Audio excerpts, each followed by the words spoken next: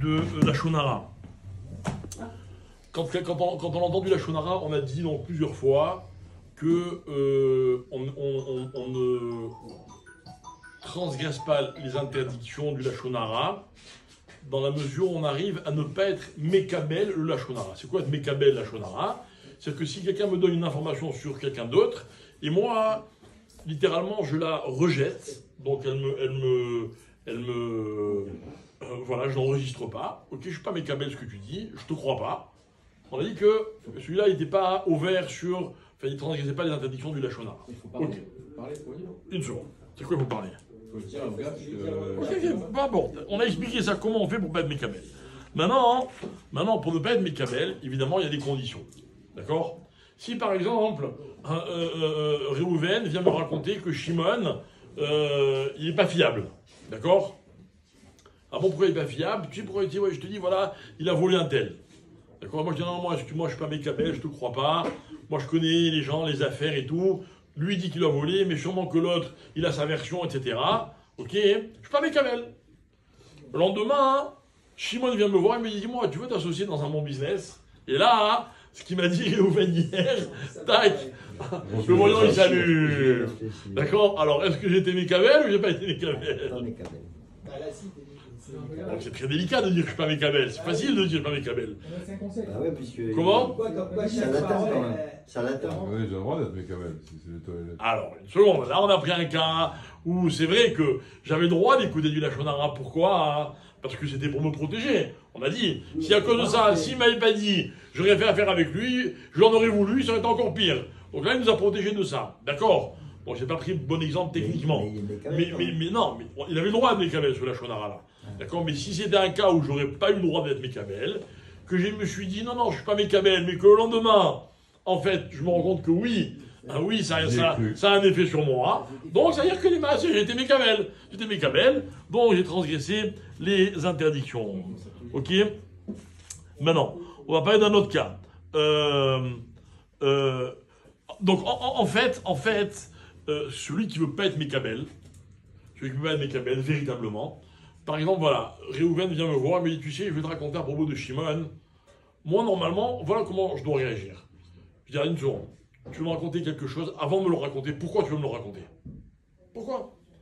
Alors, admettons que Réhouven me dit non, parce que voilà, je voudrais pas que je fasse affaire avec celui parce qu'il y a un problème. Ah, ok, d'accord.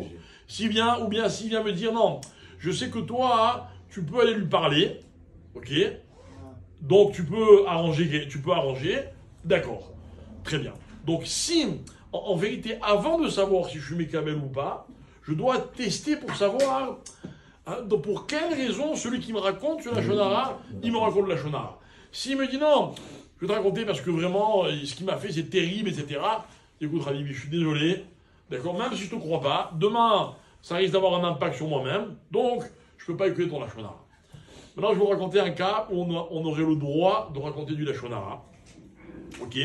Moi, j'entends Réhouven qui parle, Réhouven vient me raconter que Shimon lui a fait telle ou telle chose. Ok? Et moi, je connais la version de Shimon. Ok? Et je sais très bien que quand Réhouven va me raconter sa version, moi, je vais pouvoir le corriger en disant, non, tu sais, Réhouven, c'est pas comme ça que ça s'est passé. Shimon, lui, il m'a dit autre chose. Et peut-être que je vais réussir à enlever de Réhouven le ressentiment qu'il peut avoir à l'encontre de Shimon. Ok? Dans ces cas-là, le Chavetz Chaim dit, j'ai le droit d'écouter le Lachonara. Ou alors, ainsi par exemple, c'est pas Réhouven qui est directement impliqué, mais c'est quelqu'un d'autre. Réhouven va me dire, tu sais, j'ai entendu qu'un tel, il a fait un sale coup à un tel. Ok, moi je connais notre version, donc je vais écouter Réhouven pour aller voir le troisième, et lui dire, tu sais, j'ai entendu que tu prétends que Shimon t'a fait ceci, mais moi, sache que j'ai une autre version. Donc, soit pour corriger celui dont on parle, soit pour corriger celui qui parle, ou soit pour corriger celui qui aurait raconté, qui croit que quelqu'un l'a causé un préjudice. Évidemment, tout ça, c'est à condition que ce soit basé sur des certitudes, et je sais que je peux avoir une influence, et donc, ça explique un peu pourquoi, par exemple, quand on est rabbin, il y a des fois des gens qui viennent nous raconter des choses, et ils nous disent, voilà, moi je viens vous raconter parce que j'espère que vous pouvez parler à un tel. Je vous donne un exemple. Quand on fait du Shalom Bayit, on entend on entend des fois des horreurs. D'accord? Maintenant, nous, on n'a pas envie de savoir qu'un tel ou ceci ou cela. Ah, d'accord? Je ne parle pas maintenant uniquement de disputes qu'il peut y avoir, il n'est pas gentil, il est méchant. On entend des horreurs. On entend des horreurs, des gens qui vous racontent des avérotes graves, machin, etc. Ah, pourquoi ils viennent nous raconter? Voilà. Pourquoi on a le droit d'écouter? En tout cas, on va dire pas pourquoi eux ils nous racontent, pourquoi on a le droit d'écouter. Parce qu'éventuellement, on peut, en tant que rave, avoir une influence ou sur l'un ou sur l'autre et essayer un petit peu d'arranger les choses. Dans ces cas-là, il peut y avoir un éther. Voilà. Tana.